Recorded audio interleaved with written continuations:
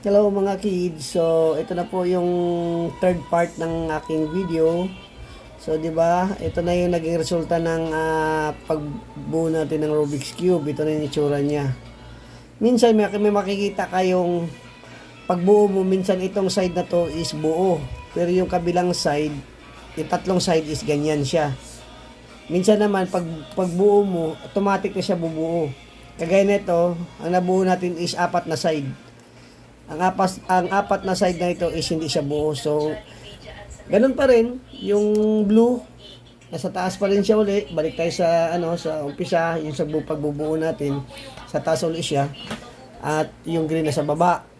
So, ang gagawin natin dito is kahit saan ka mag-umpisa rito, basta lagi yung tandaan yung blue ay nasa top. So, sa akin is ang ilagay ko sa harap ko is yung red. So, ganito na siya. Red. Ganyan. So, ang pattern mo rito is ganito. Sa 1, 2, 3, 4. Pag nagawa mo yan sa right side, sa kabila naman, sa left side naman. 1, 2, 3, 4. Yan. So, parang T na siya. Dito sa blue. Parang T na siya. Pag nabuo mo na yung parang T rito, ito yung gagawin mo ngayon mga kids. Ha? Tignan nyo ha. Basta ulit-ulitin nyo lang yung video at makakabisado nyo rin yan. Ito ang gagawin nyo ngayon. Pag letter T na siya, 5 times dito sa kabila. Ganito, tignan nyo. 1, 2, 3, 1. 1, 2, 3, 2. 1, 2, 3, 3. 1, 2, 3, 4. 1, 2, 3, 5. Pag nakita mo na tong side na to is dalawang buo, sa left side ka naman mag-umpisa. Bali yung ganun pa rin, yung blue nasa taas, pinakita ko lang, pero kailangan nasa top pa rin siya. So, left side ka naman mag-umpisa, ganun din, 5 din siya. 1, 2, 3, 1. Forward, sa taas, ganyan, tapos pababa, 2, 2, 3. Ayan, 4, 5. So, buo na, di ba? Yan ang sinasabi ko kanina. Di ba kanina is lahat siya ganyan? Ngayon, nabuo mo na to.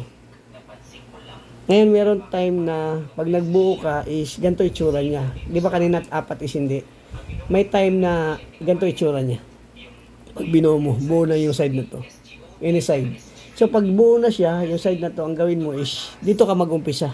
Hindi ka na pwede mag-umpisa kahit saan. Kailangan doon sa buo ka yung part na natapos na buo siya, yun yung nasa harap mo.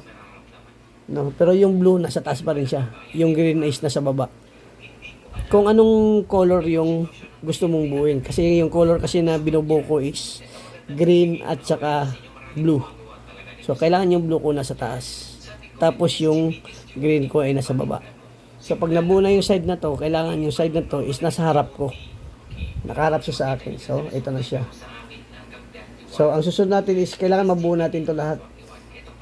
Pag nabuo ito, gantong pattern nyo ulit. Ang gagawin nyo yung kagaya kanina, yung parang may tin na siya rito. 1, 2, 3, 1. Tapos na yan. Sa right side. Left side naman. 1, 2, 3, 2. Oh, letter T, diba? Yung siya sabi ko. Kanina, diba, letter T din siya. Pag nakita mo na yung letter T is 5 beses dito sa right side. 1, 2, 3, 1. 1, 2, 3, 2. 1, 2, 3, 3. 1, 2, 3, 4.